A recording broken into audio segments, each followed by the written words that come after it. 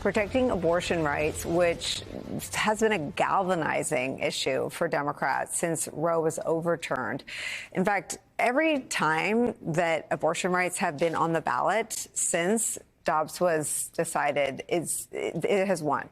It's now a question in front of the voters of Ohio, where the passage of Issue 1 would enshrine women's reproductive rights in that state's constitution. A 6-week abortion ban went into effect in Ohio right after the Supreme Court's Dobbs decision, but the ban is currently tied up in state court. It is on pause. Today's vote in favor of Issue 1 would render the 6-week ban moot. It would allow abortions up to the point of fetal viability. When Ohio's ban was in effect, we told you about a 10-year-old rape victim.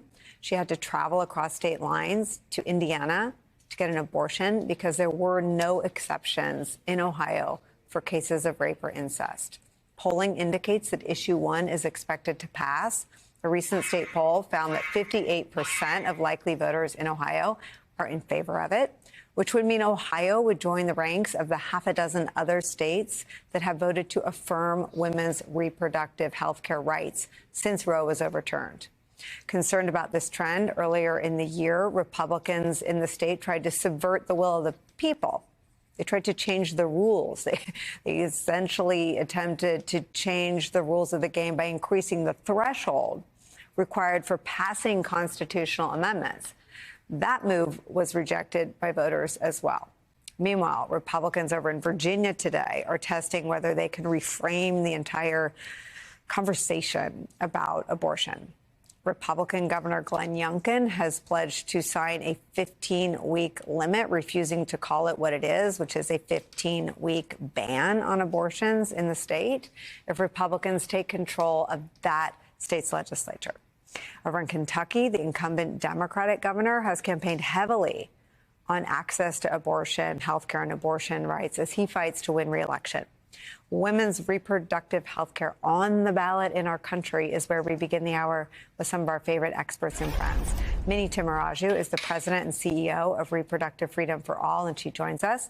Plus, with me at the table, the host of Fast Politics podcast and Vanity Fair special correspondent Molly Jong-Fast is here, and Clara's still with us. Minnie, let me start with you, and I don't want to point you to any one state or contest. I want to ask you to sort of take me around what you're watching today and tonight. Thanks for that. So starting with Ohio, as you said, we're not taking anything for granted.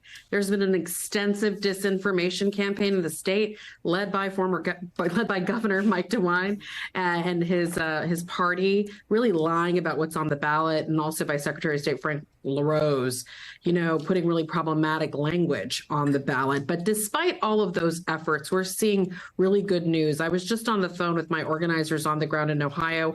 In all the major counties, we're seeing really great turnout. We're seeing really great energy on the doors, and we're feeling cautiously optimistic about Ohio. But, given the stakes, remember, Ohio is a red state, and this is the first time we're taking an affirmative, proactive abortion measure in a red state. So odds were stacked against us, but we're feeling really good because the people in Ohio, as your interviews earlier showed, are really fighting for freedom there. But we're also paying close attention to Virginia. Look, Governor Glenn Youngkin and his messaging tactics to try to shift a 15-week abortion ban to a so-called limit or compromise, it's dangerous. It has to be stopped in Virginia right now.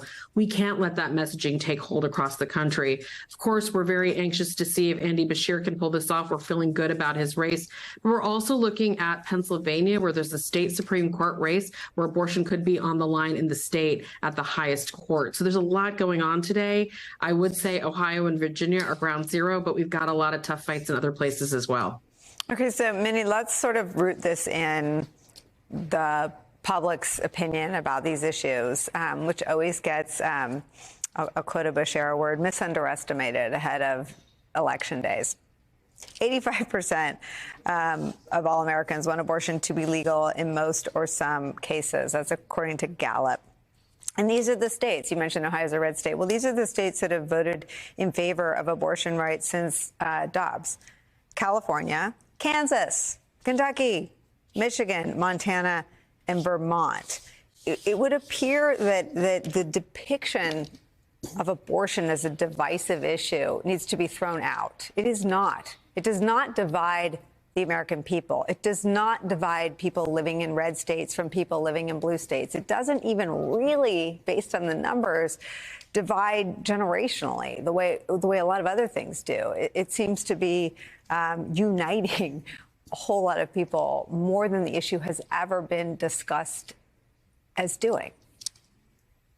Yeah, and the reasons for that are deeply unfortunate. You know, we've been working as a movement for decades to make sure we weren't eroding and losing abortion access, which is what led to the Dobbs decision, right? But the Dobbs decision really catalyzed where Americans stand on abortion. It was really hard to message to Americans while Roe was the standard that this was a risk. You know, folks in my home state of Texas have been seeing the right being eroded over time, but now that we've lost it, and now that we see these horror stories, these dystopian nightmare stories from states with total bans and near bans, we now have educated the American people at what's at risk. And also, abortion has become the canary in the coal mine about what's at risk for our democracy. So you've got to remember the sentiment around abortion is hand in glove with the sentiment about fear of the erosion of our democracy. And this has really been a wake-up call for the American voter.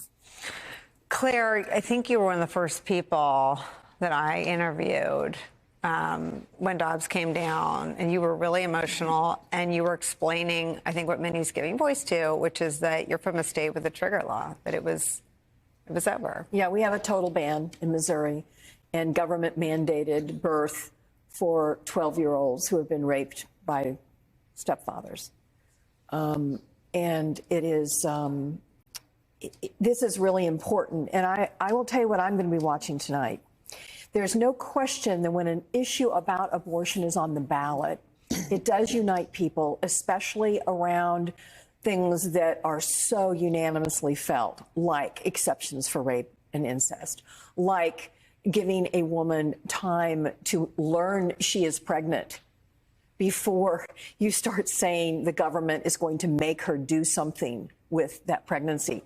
But what's going to be really interesting tonight are those states where it's not on the ballot being used as the primary issue.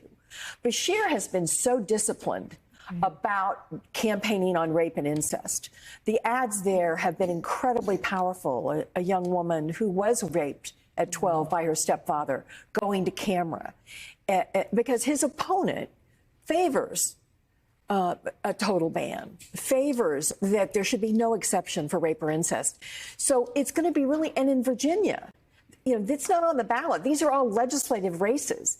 So people are, for the first time, we're going to see how powerful can this issue be when it is used as a campaign messaging tool as opposed by candidates, as opposed to the issue itself being on the ballot. Which is what Kansas. We've not had that yet, and we will tonight. We'll see that both in Kentucky and we'll see it in Virginia, whether or not this is the kind of powerful message that should be used by all Democratic candidates next year. Well, I mean, and I think what you're saying is so profound, because we watch politicians get gummed up with these issues that don't break through. This issue, right?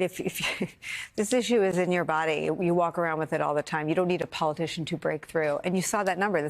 I think since I've been alive, that number has not been 85% that support legalized abortion rights in 85% of the time in some or all instances. That's extraordinary. And that has nothing to do with anything a politician said or did. It has to do with a right that the Supreme Court took away. Yeah, and it'll be interesting also in Ohio, and I'm sure Minnie can speak to this, they're using viability. You know, they're in my state, I've looked at polling, and there's a lot of conversations going on in Missouri right now about what should be put on the ballot next year, what will pass in Missouri. It is a very conservative state, and the majority of people in Missouri think it should be illegal late term for sure, and there should be no taxpayer funded, which is hard for me because I think that's discriminatory against poor women. Yeah. But it will be interesting to see if this viability, as opposed to a week, passes with I hope it passes by a huge margin. Will be interesting to see what the margin is, because it's viability and not a set number of weeks. Whereas Youngkin has picked out 15 weeks for a reason. It's because it polls well. It's because most people think that's very reasonable. 15 weeks is enough time for a woman to consider all of her options and make a decision. And so we'll see. Tonight will tell us a lot on this subject, I think. There's something about this issue that politicians get wrong over and over again, and then they get it wrong again, even when voters try to send their message. And I think the other piece of it is that we now have a body of evidence that maternal mortality is on the rise. It's pathetic. Right. And if you focus the mind on those numbers, of how dangerous it is to be pregnant in America, to be pregnant and poor in America, to be pregnant, poor, and black in America, it's a scandal. It is a scandal. And I have to say that these Republicans who are young candidates pushing this 15-week ban, but the reality of the world post-Roe is that what we're seeing is doctors afraid to treat, right?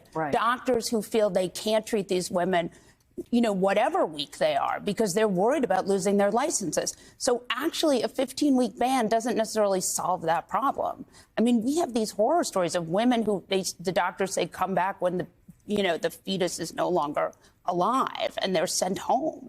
We are in a country where that should not be the standard of care. I mean, that is completely crazy. And remember, there's a sepsis risk there that we don't talk about. So I think women see not only that this is about freedom, but also this is about medical care, right? This is about being in a country where we get the best medicine, or at least what's closest to the best. Yeah.